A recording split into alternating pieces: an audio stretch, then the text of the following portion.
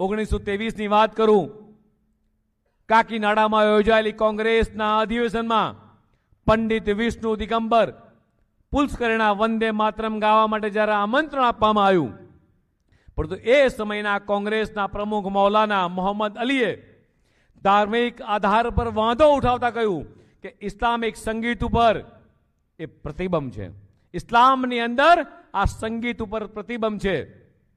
વંદે માતરમ સાથે આવો વિશ્વાસઘાત શા માટે થયો? એક ક્ષણ માટે પણ વિચારજો. આવો અન્યાય શા માટે કરવામાં આવ્યો? કોઈ શક્તિઓ એટલી પ્રબળ હતી કે પૂજ્ય બાપુની લાગણીઓ પર હાવી થઈ ગઈ હતી. આજની યુવા પેઢી એ ઇતિહાસ સમજવો પડશે. મારી સામે બેઠેલી યુવા પેઢીએ આ ઇતિહાસને બરોબર સમજવો પડશે કે કોંગ્રેસ પાર્ટીને વંદે માતરમનો વિરોધ એ સેના માટે કર્યો. વંદે માતરમ માટે એમનો આટલો વિરોધ સેના માટે હતો. વંદે માતરમના વિરોધી એ મુસ્લિમ લીગની રાજનીતિ એ વખતે તીવ્ર બનતી હતી અને મોહમ્મદ અલી જીણાએ 15 ઓક્ટોબર 1937ના રોજ લખનૌથી એ વંદે માતરમ વિરુદ્ધ જ્યારે નારા લગાવ્યા છે, પરિકલ્પના કરો કે કેટલા લોકોના ભારતીયોના દિલની અંદર એ ઠેસ પહોંચી હશે. નહેરુના શબ્દોમાં ટાંકું તો વંદે માતરમ ગીતની એ પૃષ્ઠભૂમિ વાંચી અને મને લાગે છે કે આ પૃષ્ઠભૂમિ પર એ મુસ્લિમોને ઉશ્કેરી થઈ શકે છે. આ એ વખતના પ્રધાનમંત્રી માન્ય નહેરુના શબ્દો હતા કે આનાથી એ ચોક્કસ સમાજના લોકોને ઠેસ પહોંચશે. આ પછી કોંગ્રેસ તરફથી એક નિવેદન આવ્યું. 26 ઓક્ટોબર 1937 થી એ કોંગ્રેસ વર્કિંગ કમિટી એ વંદે માતરમના ઉપયોગની એ સમીક્ષા કરવા માટે એ કોલકાતાની અંદર આખી વર્કિંગ કમિટી મળશે. સમગ્ર રાષ્ટ્ર સપ્તના આઘાતની અંદર હતું કે વંદે માતરમ ગાનની સમીક્ષા થશે, કોંગ્રેસ કમિટી બેસશે.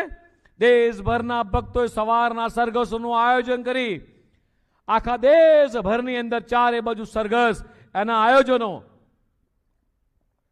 વંદે માતરમ ગઈને આ પ્રસ્તાવનો વિરોધ કર્યો આખા દેશની અંદર. તમારા જેવા નવયુવાનોએ પણ આ વિરોધની અંદર જોડાયા.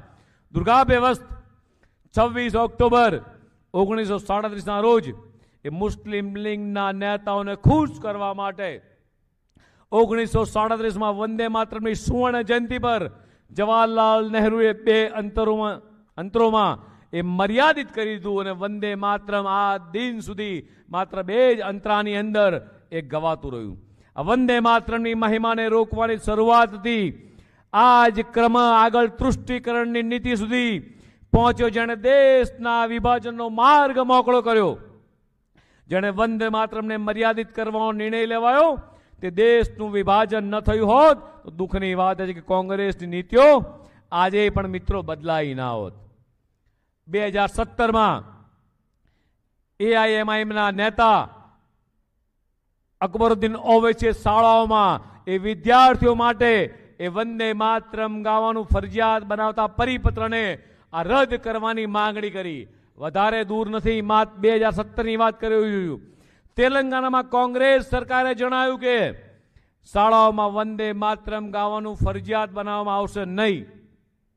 2019માં મધ્યપ્રદેશની કોંગ્રેસ સરકારે સચિવાલયમાં વંદે માતરમ ગાવા પર પ્રતિબંધ મૂક્યો.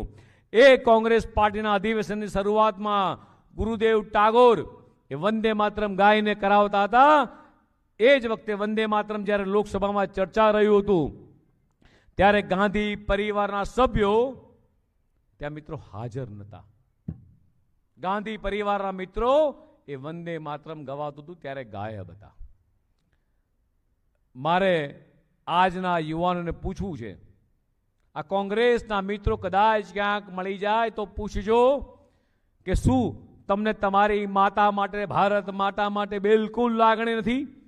તમારી જીવનદાયિત્રી માટે તમને કોઈ ભાવના નથી? તમારું જેણે લાલન પાલન કર્યું છે, ધરતીએ તમને નાનાથી મોટા કર્યા, એના મનમાં તમારા માટે કોઈ પ્રેમ નથી?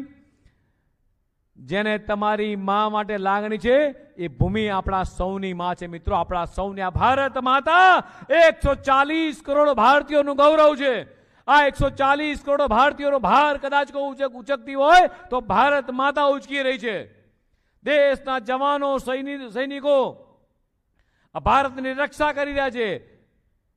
કેટલા યુવાનો આ દેશ માટે, આ ભારત માતા માટે પોતાના વીર પુત્રોને શહીદ વોરી છે. અને ભારત માતા માટે તમને બિલકુલ ક્યાંય સન્માન નથી. જગતનો કયો ધર્મ એવો છે કે જે ધર્મ ગ્રંથિ પોતાની માતાની એ વંદના કરવાની ના પાડે? આ સાંભળી ત્યારે આપણા લોહીની અંદર લોહી ખુલી જાય મિત્રો. આ પ્રમાણેની બર્બરતા કોંગ્રેસના મિત્રોએ હર હંમેશા કરી છે.